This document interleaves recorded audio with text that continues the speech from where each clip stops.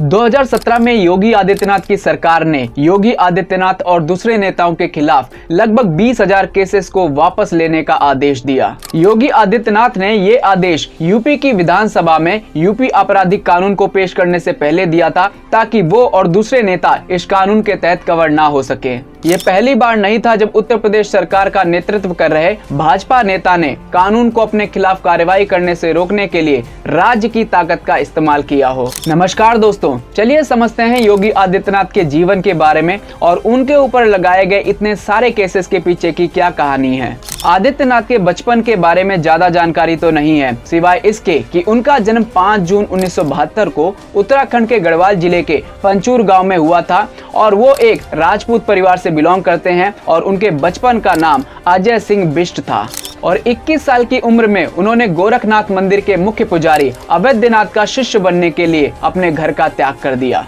गोरखनाथ मंदिर में आदित्यनाथ अपने गुरु अवैधनाथ के पसंदीदा शिष्य बन गए और मंदिर की लंबी परंपरा का पालन करते हुए राज्य विधानसभा और संसद के सदस्यों का मंथन किया। गोरखनाथ मंदिर के पुजारी अवैधनाथ और उनके प्रीडिसेसर दिग्विजयनाथ दोनों हिंदू महासभा के सदस्य के रूप में लोकसभा में चुने गए थे और बाद में अवैधनाथ ने भाजपा पार्टी को ज्वाइन कर लिया था और बाद में योगी आदित्यनाथ अपने गुरु अवैधनाथ के चुनावों के लिए प्रचार प्रसार करने लगे। और फिर 1998 के चुनावों में योगी आदित्यनाथ ने औपचारिक रूप से पब्लिक लाइफ में प्रवेश करा, जब उन्होंने गोरखपुर से मात्र 26 साल की उम्र में यंगेस्ट सांसद बन के लोकसभा में प्रवेश किया और उसके बाद सभी आम चुनावों में योगी आदित्यनाथ गोरखपुर से सांसद चुने गए। जैसे ही आदित्यनाथ राजनीति में आए तो उन्होंने उत्तर प्रदेश के पूर्व मुख्यमंत्री और वर्तमान के डिफेंस मिनिस्टर राजनाथ सिंह के साथ अपने अच्छे संबंध बनाना शुरू कर दिए। इसके अलावा दोस्तों, आपको पता होना चाहिए कि गोरखनाथ मंदिर के मुख्य पुजारी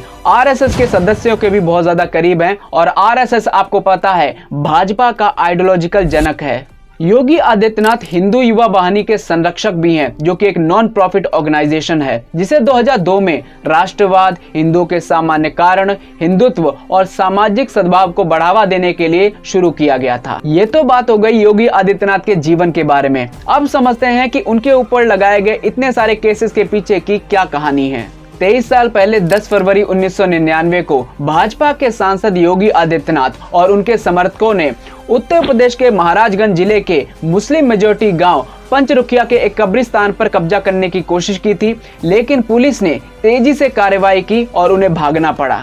रास्ते में हालांकि उन्होंने समाजवादी पार्टी के कार्यकर्ताओं के एक समूह पर गोलियां चलाई थी, जो कि राज्य में उस समय की भाजपा सरकार के खिलाफ रोड पर प्रदर्शन कर रहे थे। हमले में कम से कम 4 लोग घायल हो गए, जिसमें से एक हेड कांस्टेबल सत्य प्रकाश यादव भी थे, जो कि समाजवादी पार्टी के नेता के गार्ड थे। इसके अलावा तलत अजीज नाम के व्यक्ति की बाद में गोली लगने से मौत हो गई थी। उसी शाम महाराजगंज पुलिस स्टेशन में योगी आदित्यनाथ और 24 दूसरे व्यक्तियों के खिलाफ हत्या के प्रयास, दंगा करने, घातक हथियार ले जाने, पूजा स्थल को अपवित्र करने, एक मुस्लिम कब्रिस्तान में प्रवेश करने और 2 धार्मिक समूहों के बीच दुश्मनी को बढ़ावा देने के लिए एफआईआर दर्ज की गई। ये केस इसलिए इम्पोर्टेंट है क्योंकि ये पहला क्लियर हिंट था कि आदित्यनाथ दंगा करने के लिए किस हद तक तैयार हैं। और दूसरी वजह जिसकी वजह से ये केस इम्पोर्टेंट हो जाता है वो ये कि योगी आदित्यनाथ के एक्टिव पॉलिटिक्स में आने के बाद ये पहला मामला था। इस एफआईआर के बाद योगी आदित्यनाथ कुछ समय के लिए ठंडे पड़ गए, लेकिन इसके बाद 2002 में गुजरात में गोधरा इंसिडेंट हुआ, जिसमें 59 कर सेवक की मौत हो गई और उसके बाद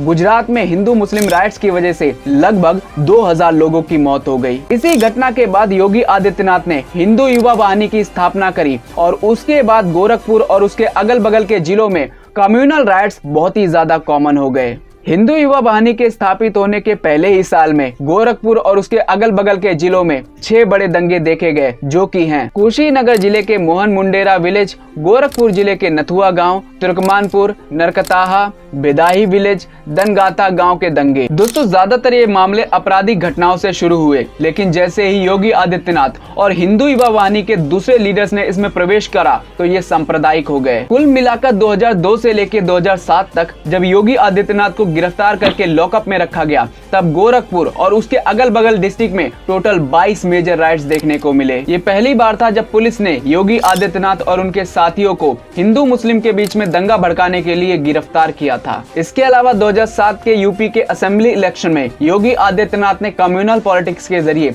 समाज में जहर घोलने की कोशिश की थी, जिसके बाद पुलिस ने उन्हें अरेस्ट कर लिया था और उसके बाद कई दिनों तक उत्तर प्रदेश में दंगे देखने को मिले, जिसके बाद उत्तर प्रदेश में कई दिनों तक कर्फ्यू लगा रहा था। यह घटना 28 जनवरी 2007 की है, जब योगी आदित्यनाथ और हिंदू युवा वाहिनी के दूसरे लीडर्स एक आपराधिक घटना को सांप्रदायिक बदलने के लिए भाषण दे रहे थे। इस गिरफ्तारी के बाद योगी आदित्यनाथ इतना टूट गए थे कि 12 मार्च को लोकसभा में उन्होंने रोकर कहा कि मुझे मारने की राजनीतिक साजिश की जा रही है। पिछले कुछ समय से महोदय राजनीतिक विद्वेष के तहत मुझे जिस प्रकार से राजनीतिक पूर्वाग्रह का शिकार बनाया जा रहा है, लेकिन आज मुझे अपराधी बनाया जा रहा है महोदय, केवल राजनीतिक पूर्वाग्रह के तहत, केवल इसलिए क्योंकि मैंने वहां पर भ्रष्टाचार के मामले उजागर किए थे।